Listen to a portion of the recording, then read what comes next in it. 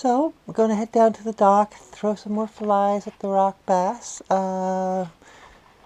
Hopefully today I can get on camera a couple tips for the newer fly fishers out there.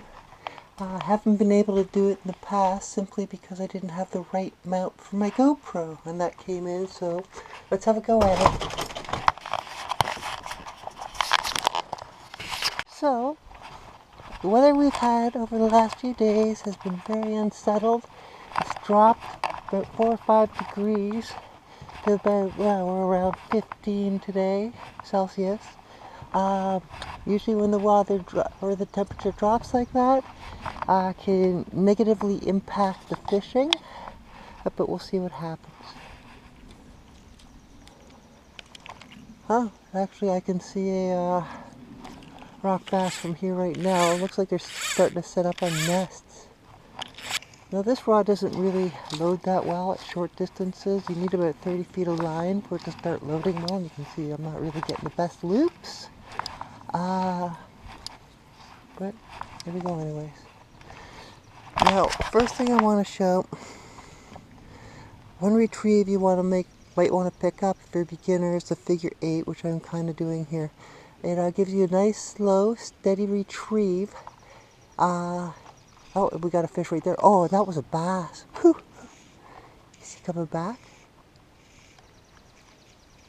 But it's an alternative to stripping it. When you're fishing in still waters like this, keep your rod tip close to the...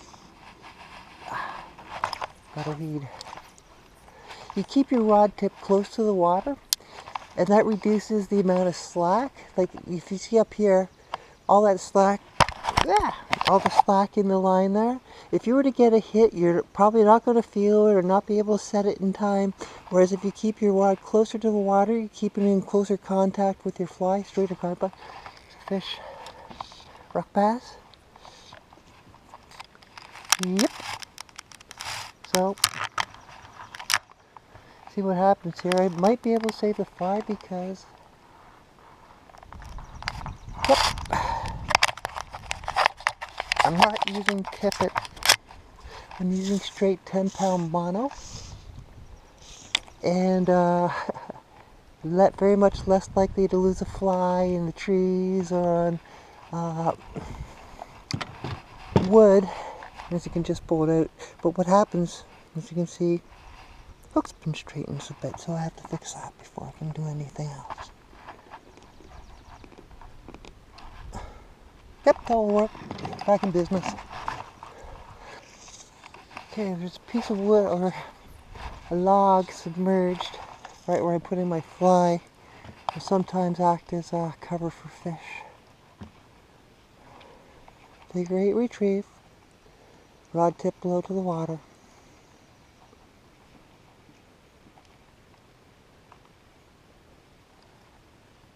The other nice thing about the figure 8 retrieve is you keep all your line in your hand. So if you're fishing on something like rock or gravel fish, you're not dropping it onto the gravel and stepping on it and ruining your line.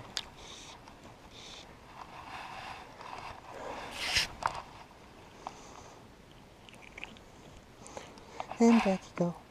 Thank you, buddy. See you later. Okay, I'm going to go over to the other side here.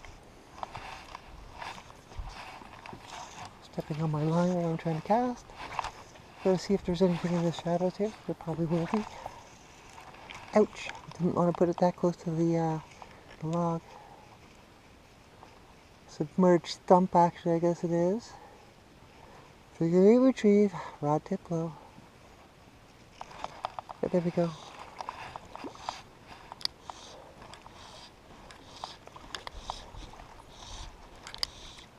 Hey, buddy. Thank you for playing. And back you go. There's a fish. Oops, lost him.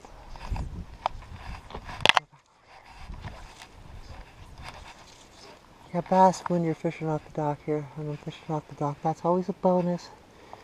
It's not something I expect to catch all the time. There we go.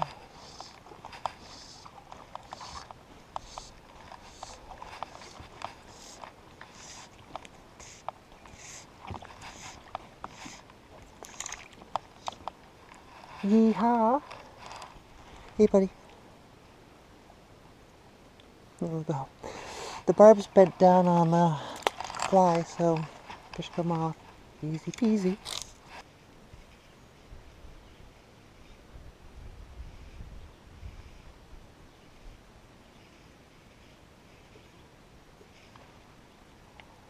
There we go. And this will be the last fish. As I'm getting, the bugs have definitely found me. Ooh, and this was the biggest fish that we caught of the day. Pretty red-eyed Rocky. Then we'll watch her go some more. Bye-bye. Cool. Cool. Just gonna throw this out and reel it back in. Probably hook the bass this way, won't.